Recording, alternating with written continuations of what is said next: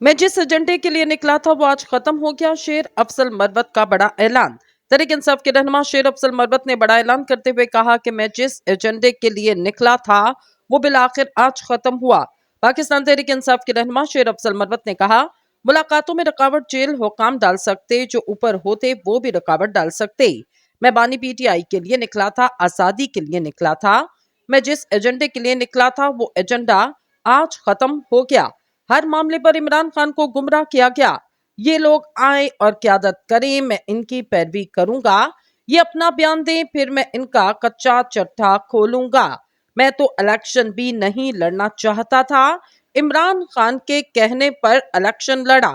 याद रहे, public account committee के चेयरमैन के लिए पहले शेर अफजल मरवत का नाम सामने आया, लेकिन बादशाह इनकी जगह शेख वकास अकरम को नामजद किया गया, जिस पर शेर अफजल मरवत ने इमरान खान से मुलाकात में शिकायत करने का दावा किया था।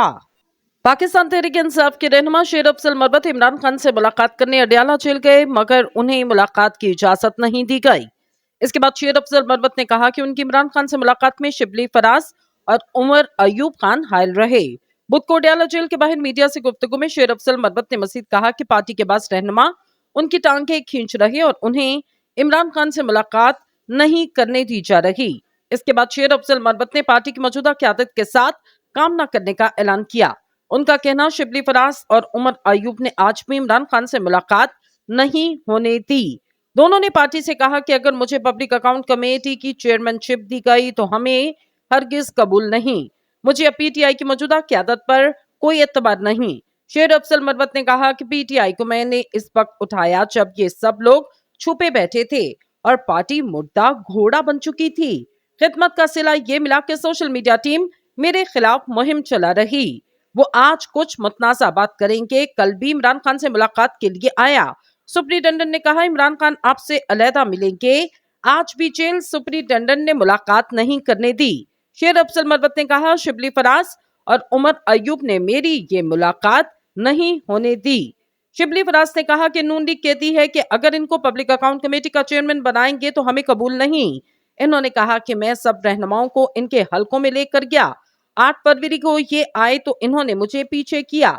मैंने इमरान खान को बताया कि जमात के अंदर लोग मेरी टांगें खींच रहे। मुझे अपनी जात की बेतौकीरी किसी सूरत कबूल नहीं।